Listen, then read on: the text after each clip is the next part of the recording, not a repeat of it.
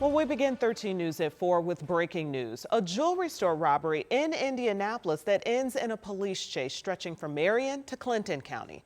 Good afternoon, I'm Felicia Lawrence. And I'm Anne-Marie Tiernan in for Dustin, who's off today. So this all started earlier this afternoon right near the intersection of Emerson and Thompson. At some point, the suspects were chased up I-65 near that Clinton County, Boone County line, and that's where police took multiple people into custody. Our Samantha Johnson live on the east side where all of this conflict started earlier today. Sam.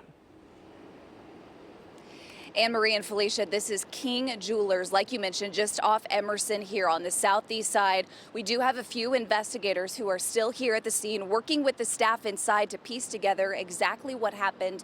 And we did get another update from Metro Police within the last minute. I want to tell you what we have learned. So this all started about 3 hours ago, right around 1 o'clock, when police confirmed to us 3 suspects went into that jewelry store with guns. They say they stole several items. We now know that confirmed to be $2 million worth of items stolen from inside that store.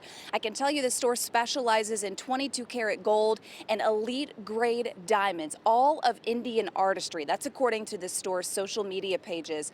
Police also tell us a few employees inside that store were restrained while those people were inside. They were not injured, but restrained. They say those employees were able to give them very good descriptions of the suspects and that getaway vehicle.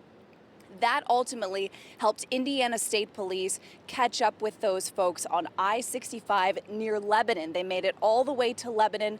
State Police tried to pull that car over. You can see the backup it caused on I-65 here in Boone County. That started a police chase. Lebanon police, state police, both involved. It ultimately ended in a crash in Clinton County. That's where police tell us 5 people got out and ran from that vehicle. All of them ultimately caught by police. Again, $2 million stolen from this jewelry store here on the southeast side, and it finished in Clinton County. So now obviously it turns to the investigation. How something like this were to happen. Investigators here still on the scene on the southeast side. Now they are making their way to the scene where it all ended to investigate what they can find inside that car, hopefully to recover what was stolen from the store. As we've been here this afternoon, I can tell you there are several surveillance videos in this area that police will no doubt use to figure out what else happened here leading up to that incident around 1 o'clock this afternoon. So still very early on in the investigation. Everyone involved apprehended. No one inside the store was hurt. $2 million stolen. Wow. Samantha Johnson reporting live for us on that breaking news. Thanks so much. And we do have more breaking news for you right now. It's coming from the Indiana Recount Commission, now overturning the results of an Indiana Senate primary race. So today, the commission ruled that Paula Copenhaver defeated incumbent state Senator Spencer Deary. President Trump backed Copenhaver because Deary opposed redistricting. Deary was initially declared the victor by a margin of just 3 votes. But technical issues led the commission to throw out several ballots for both of the candidates, turning it into a 3-vote win for Copenhaver. Deary is planning to appeal that decision. Our Emily Longnecker will break down what comes next, coming up on 13 News at 5. Meanwhile, we are tracking weather. It's very humid outside. You can certainly feel it in and outside. And when you look here, we're certainly getting some haze too. Yes, it doesn't feel great outside is an understatement. That's our banner, yeah. I think that's, that applies. Definitely. It's the air you can Very creative to our producer. Very creative. Baraka's on it for sure, yeah. It is humid. We've got the wildfire smoke too that's over us as well.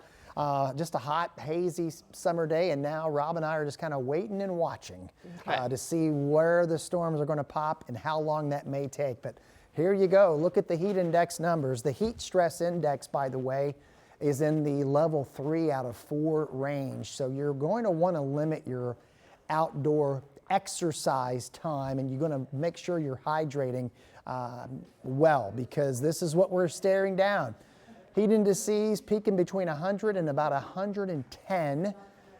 Air you can wear, yeah, dew points well above 70 and near 80 degrees at times. So we've got the fuel in the atmosphere in terms of the moisture. We do have instability, and you can see the severe thunderstorm watch for far eastern Indiana. That includes Richmond and Connorsville. That goes until 8 o'clock. And we're watching this little feature come out of Illinois. It's what we call a meso-low. We've been talking a bit too about being on the ring of fire, and you can see the path of the storms the last 24 hours. All the storm reports, not all, I mean, most of them, have been to the north and northeast of us. We did have a complex late last night, early this morning that fizzled out before it really got into the I-70 corridor. But we have that level 2 risk, but it may take several hours before we see things happen. A few pop-ups are possible before midnight, but we're going to be watching upstream here to see how much action happens because it will likely take a very similar path. Tomorrow, there is a higher probability of severe storms. We're going to dive into the weather impact alert issued for Tuesday ahead here in a few minutes. All right, Sean, thanks. We'll check back about the timing for those storms. In the meantime, we want to let you know that there is a big meeting tonight for the City County Council. Our city leaders right now are debating the wheel tax for residents and drivers in Marion County. So this would increase the taxes that we pay when we go and register our vehicle. So the mayor didn't like this idea, so he vetoed it. So for now, for this to move forward, the City County Council needs a 2/3 supermajority, or we did the math for you, 17 votes to override the mayor's veto. This is a measure the council approved in early July. Supporters of the measure say the increase is necessary to secure $50 million for road and infrastructure improvements. But the mayor says he's opposed to increasing the financial burden on residents in Indianapolis. And there are councilors that agree with Mayor Joe Hogsett, saying that money that's already being paid today could in fact be allocated to the road repairs. If you're interested in attending, that council meeting starts tonight at 7 o'clock. It's open to the public. Also, we'll be there with our crews and let you know how they voted and, more importantly, why tonight here at 11. Also happening at tonight's meeting, Mayor Hogsett will introduce the 2027 budget. If adopted, it would be the largest budget in city history, nearly $1.9 billion in spending. Well, the city wants to spend about $188 million more this year compared to last. So some of the largest increases: roads, infrastructure, and public safety. Our Alex Almanza is at the City County Council building for tonight's meeting. We're going to check in with him live at 6 p.m. tonight. In the meantime, the data company called DC Blocks now does officially have approval to move ahead with developing a data center out on the east side in Irvington. But the east side community is determined to stop that. So they recently hired a lawyer to appeal the decision made last month. Ella Rhodes joins us now, and you've been following this, Ella. Why did a lawyer decide to represent this community? Yeah, so lawyer Scott Federoff believes there is a legitimate reason to appeal the Indianapolis Metropolitan Development Commission's decision that approved a use variance permit for DC Blocks. He'll represent the group Eastside Community Action. Now, Federoff says in July that hearing, DC Blocks' reasoning failed to meet the state's requirements for that permit. He plans to appeal the MDC's decision sometime this week, before the 30-day deadline. He also says there are no definitive parameters to hold DC Blocks to promises it made to invest in the community. Federoff added the commitments are not required under the law. Don't mean anything in the context of, is this meet the variance, the use variance criteria? And they spent a ton of time on that. And one boarding zoning member admitted on the record that that's why he voted yes.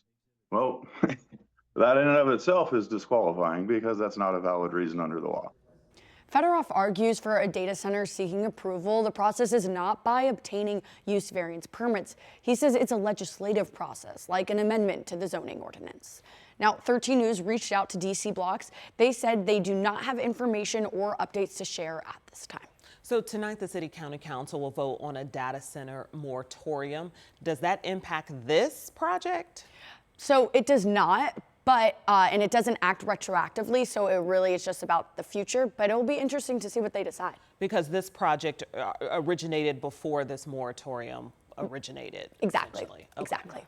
Good point. All right, our coverage continues in our later newscasts. Thanks so much, Ella. We want to let you know that we now do know the name and the identity of the man who died at the Ryobi plant in Shelbyville. The coroner's office there says it responded to a report of that death last Friday. Officials say the victim, officially identified as 50-year-old Luis Roberto Cantu Benavides in Columbus, Indiana. The cause and manner of death are still under investigation. We're also learning that a 15-year-old passenger is now charged after a driver was allegedly fatally shot and then crashed a car into a building. So this happened in April, back on the 25th around midnight along East 10th Street near North Emerson Avenue. Court documents say the pickup truck crashed into the side of a building next to a gas station. 29-year-old Nehemiah Golson was pronounced dead at the scene. Police say the teen was also hurt and went to the hospital. Now, initially in this case, police say they thought this was a deadly crash, but the coroner then determined the driver was shot. IMPD says during their investigation, they believe the teen is the suspected shooter. That teen, again, a passenger in that vehicle, is now facing a charge of reckless homicide. Eli Lilly and Company is being honored with a new state historical marker, and it recognizes the contributions Lilly has made to medical science and healthcare innovation. So the marker's dedication is along Meridian Street near the site of Eli Lilly's original labs. The location marks where the company began its growth here in Indiana after initially founding in 1876. This marker will mark where it all started. What it can't tell you, though, is where we're headed. And at Lilly, we've always believed that's the more important story, and that our legacy is what we do next. So stay tuned. More to come from Eli Lilly and Company. Eli Lilly has evolved from a small Indiana lab now into a global pharmaceutical powerhouse known for breakthroughs in the treatment for diabetes, cancer, neuroscience, immunology, and obesity treatments. Lilly develops and distributes medicines used by millions of patients around the globe. Coming up at 4:30, we're hearing from the witnesses of an incident in Richmond that sent 2 high school athletes to the ER for care. Plus, we're taking a look at the utter devastation in Colombia following today's powerful earthquake.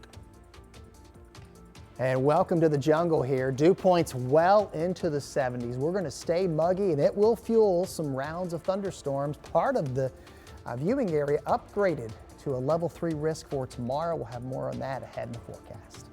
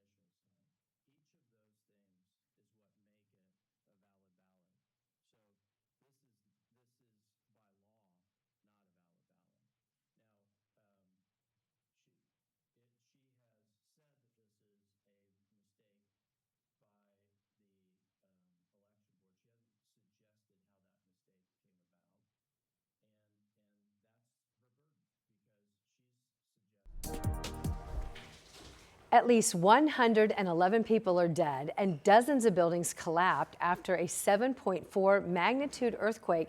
This happened in Colombia. The quake hit today in the western part of that country, and right now evacuation orders are in effect as far away as the capital of Bogota, which is near the center of the country. That quake was felt as far away as Ecuador. Right now, diplomatic efforts are still underway with Iran as Gulf nations are still looking for a deal. They want to reopen the Strait of Hormuz and bring an end to the war that's underway in that region. However, there are few signs Iran wants to negotiate with any other country other than Oman, which sits across the Strait of Hormuz. Keir Simmons reports now from Qatar. And still no news, which in this case, maybe no news is bad news. A regional official telling us that there may be rivalries inside Iran that are making an agreement more difficult to reach. Ships in the Strait of Hormuz are continuing to face targeting by Iran and that US blockade. The talks so far seem to be dragging on. The Fars news agency, that's a semi-official news agency in Iran, says that an agreement between Iran and Oman, which is the country on the other side of the Strait of Hormuz, an agreement between those two countries about how to manage the Strait of Hormuz is in front of the Iranian parliament. But it also says that details of that agreement include that vessels will be charged, or that there will be a fee or some kind of way of making payment.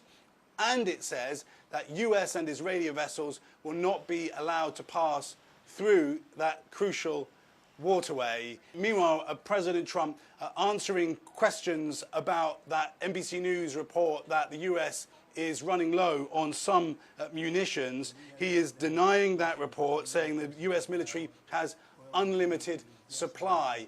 Whether or not in the days to come he will return to threatening a massive escalation in the conflict, we will see, but certainly that surely becomes more and more of a possibility the longer it takes to try to find some kind of an agreement for just one small part of this negotiation. Just remember that it's not the whole peace deal, it's just one thing, the Strait of Hormuz, how to get that reopened. Guys? All right, just a heads up here, if you take 65 northbound through Boone County, I was just talking to our desk about this. They basically said avoid this because not only did we have the backup from the heist chase, there was also an accident within the backup from that. And the end result is this is 65 northbound. All right, so you probably want to avoid this for the foreseeable future because you can see it's not moving too fast right now. We'll keep you updated on that. In addition to that, we're on radar watch here, but with the expectation that there may not be a whole lot happens here this evening. Now, with that said, I'm going to use the terms anywhere, anytime, because we've got a ton of moisture. We've been heating up. We're almost at 90 for an air temperature, and that's severe thunderstorm watch. This does not mean that it's a guarantee you're going to have severe weather with this.